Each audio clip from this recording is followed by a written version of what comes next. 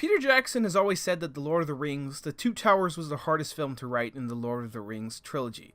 The book it's based on isn't even a book. It's the middle part of one huge book. There isn't a definitive stopping point for most of the characters. And the novel wasn't even told chronologically, as it focused on one set of characters at a time over a long period, and then went back and focused on the others later. So as it stood, the basic plot of the source material could still be kept in theory, but it had to be drastically chopped up and shifted around. Originally, this wasn't going to be a film trilogy. It would have been 2 parts, with the first ending with the Battle of Helm's Deep. But as they turned it into 3, Helm's Deep was still the clear finale of the film. So therefore, it meant they had to add certain scenes so that the tension would be added to long stretches of the novel where it was very slowly paced, or that the characters could actually have moderate closure at the end of the film. Not to mention that a huge chunk of Frodo and Sam's stuff had to be placed into Return of the King so that everyone could get even focus. I can easily imagine how much struggle Jackson must have had of structuring this into a film that on its own is satisfying, entertaining, emotional, and feels like a necessary part in a trilogy with such an incredible opening and a spectacle-filled ending.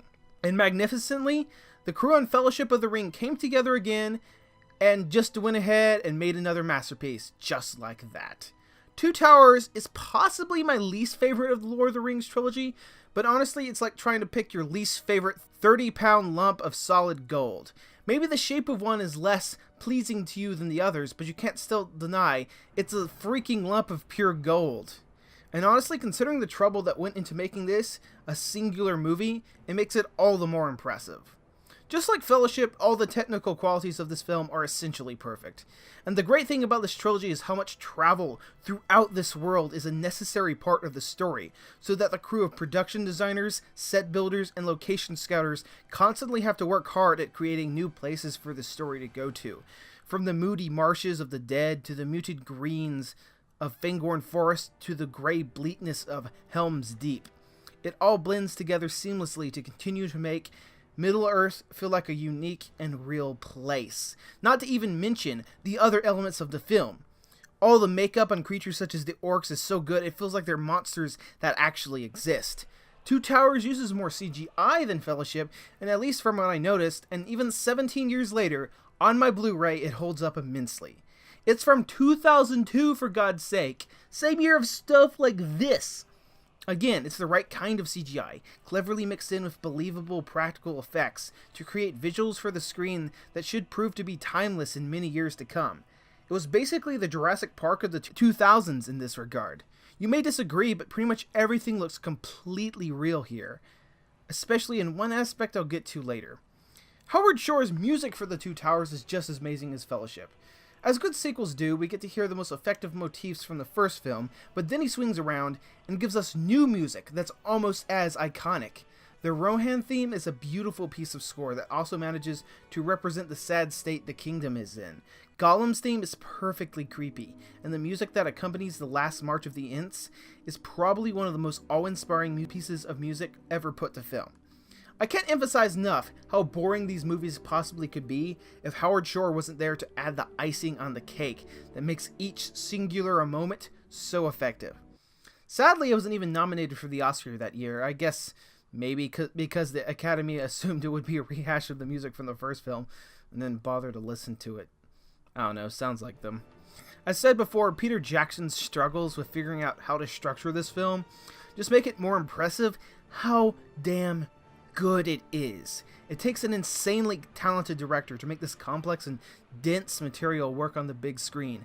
Honestly, the Lord of the Rings trilogy has a bizarre connection with another beloved trilogy, Sam Raimi's Spider-Man. Each one had directors who came from a career where they made campy and fun horror movies, and each somehow transitioned into rising in the early 2000s and to making 2 of the greatest film trilogies of all time.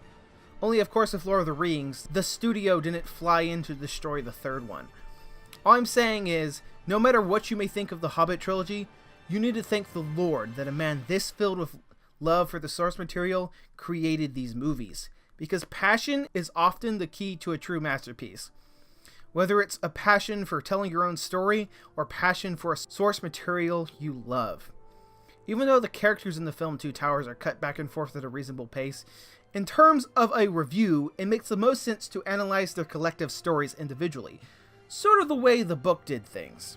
It eventually comes together at the end in terms of Merry Pippin's narrative and Aragorn's, but Frodo, Sam, and Gollum's feels appropriately cut off from the rest of it. Their quest is the most solitary, the most dangerous, and the most important. But even though, thanks to the general mastery of Peter Jackson's structure, he finds a way to still tie it together. But we're getting ahead of ourselves. The story for Two Towers starts off with some pleasing shots of New Zealand and then immediately cranks stuff up to another level as we get a mid-air battle of Gandalf dueling the Balrog deep within Moria. If there's a way to follow up Gandalf's intense exit in Fellowship of the Ring, this is it. It's practically hilarious how awesome this is.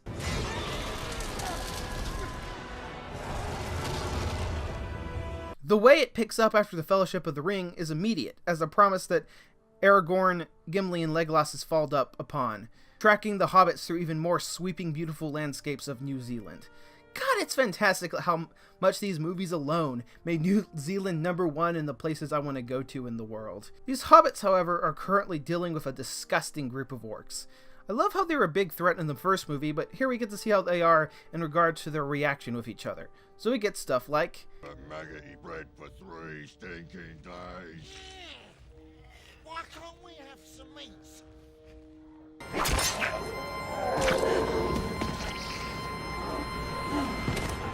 Looks like meat's back on the menu, boys." cannibalism. I guess that's pretty effective. There's always been a group of people asking why there's a race of pure evil and if there's any good in them.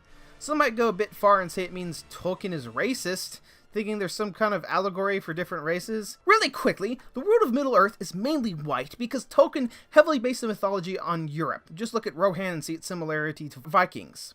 At any rate, the story strongly depicts the concept of racial unity between races that extend far beyond humans. Dwarves, elves, hobbits. So if you actually think Tolkien is racist, I'm pretty sure it comes from an enormous misunderstanding of the world Tolkien created. Stop looking for shit everywhere. If you need any further persuasion, here's a letter Tolkien wrote, basically telling a Nazi to piss off. But if I am to understand that you are inquiring whether I am of Jewish origin, I can only reply that I regret I have appear to have no ancestors of that gifted people. The topic of orc redemption is certainly interesting though, but it's something that only comes up in other fantasy works because Middle-earth creates ideas that can be explored further. Orcs just stand in the same way that droids or stormtroopers in Star Wars do. Individuals brainwashed or motivated for the main villain's own personal needs. You need a big army threat. What can I say? It's fantasy. There's places to look deep here, but I really don't think this is one of them. Merry and Pippin are decidedly made more comedic in these movies. I think it's just to set them more apart from the more serious Frodo and Sam. Honestly, this works, I think. You need lighthearted characters in a big story like this. You could argue it occasionally goes overboard, but I see it serving to make them more flawed and immature, meaning they have to legitimately grow over the course of the story, which really pays off in Return of the King. Honestly, that's what Jackson did with all the characters in these movies. When they finally escape the Uruk-hai, we get introduced to the character of Treebeard. Even though I've heard complaints that this section of the film is slow, I mean, honestly, it's intentional. Nothing much happens in this section of the film because to the ancient Ents, a year is like a second to them. Plus, I love these creatures because they very strongly represent one of the central themes of Tolkien, the love of all things green. He clearly cared about nature and he infused his writings with imagery such as trees literally rising up to attack the evil person who was destroying the forest. On the nose, but it's extremely effective when Howard Shore's soundtrack begins to play.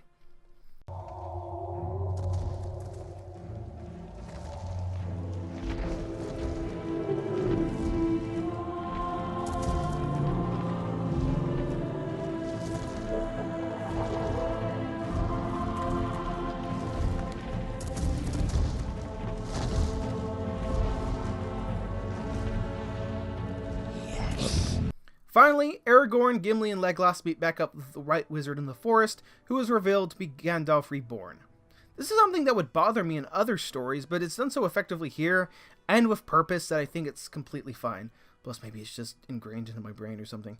We get a sense of Gandalf having sacrificed something, as he had fought one of the worst creatures of Middle-earth to the death, but he was just sent back to make up for Saruman's treachery as the true White Wizard.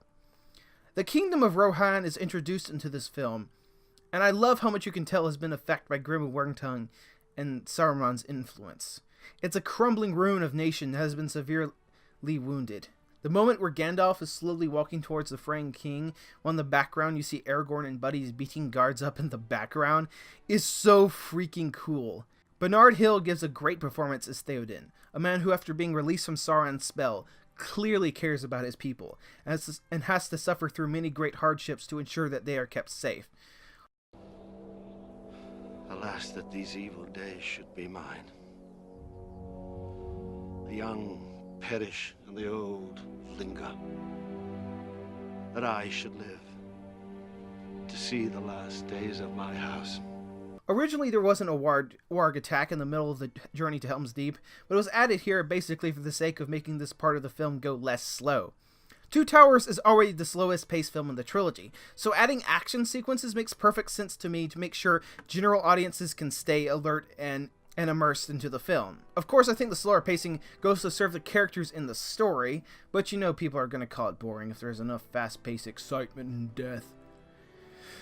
The Battle of Helm's Deep is an amazing action spectacle. The way that Peter Jackson directs the blue-tinted, rain-drenched violence is incredible. It emphasizes the hurt people of Rohan by cutting to the women and children hiding in the tunnel, and showing the young boys and old men that have to fight to protect them. Honestly, this battle is comprised of so many awesome moments. So it begins.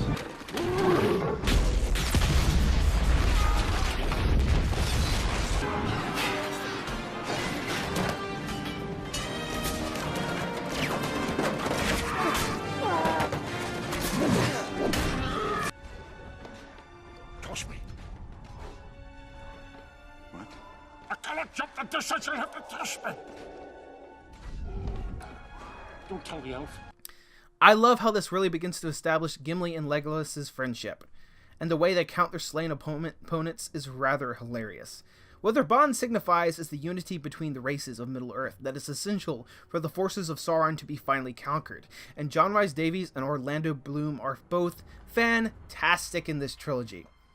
Finally, going back to Frodo and Sam, we see how they meet Gollum, who is a wonder of motion capture, performance, and CGI technology. This was 2002, and I can't believe how much it still holds up.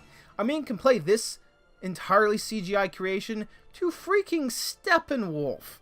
I think what really sells it, though, is Andy freaking Serkis. His effortless switching between the split personalities of Gollum and Smeagol is masterful. This is some of the best acting in the entire trilogy, from the facial mannerisms captured in the computer to the insanely executed inflections of voice. Master's my friend. You don't have any friends. Nobody likes you. Not listening. Not listening. I love how creepy many aspects of their journey are, especially the marshes filled with corpses of previous armies, which was actually inspired by Tolkien's own experiences in the army. Faramir is also an interesting character, and here's another case where the extended edition adds both the more him and Boromir from the previous film. We see a scene showing Denethor, who didn't show up in the theatrical cuts until Return of the King.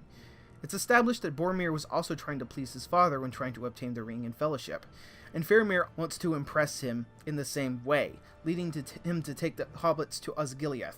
This is another notable change, also done for the sake of this adaptation. There was a good finale in the Two Towers book for Frodo and Sam, involving a giant spider creature that we'll get to later, but seeing that they were now doing it all chronologically, they had to push it forward to the third movie, or else there would be like 20 minutes of Frodo and Sam in Return of the King. So therefore they needed an ending of sorts for the two Hobbit story.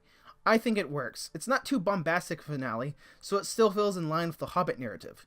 Plus, it further emphasizes the corruptive power of the ring, as Faramir isn't able to just let it go right away. But seeing this as a movie, you need some sort of narrative through line connecting these plot points, even if it's about characters scattered all across the map. So how do you bring all of this together? By way of one of the greatest speeches in cinematic history.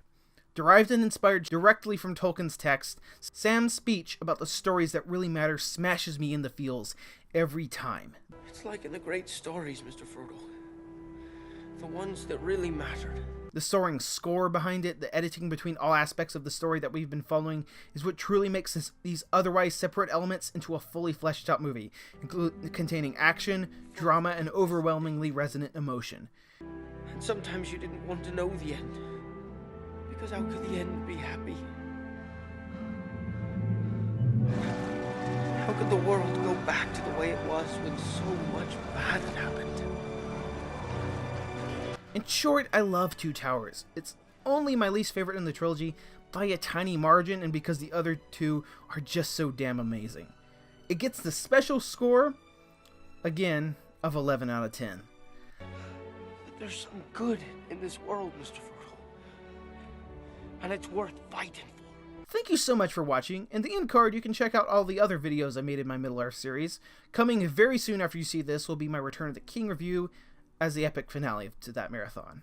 Please share this video as it helps a lot, comment your thoughts down below, and please subscribe to my YouTube channel if you feel sufficiently inclined.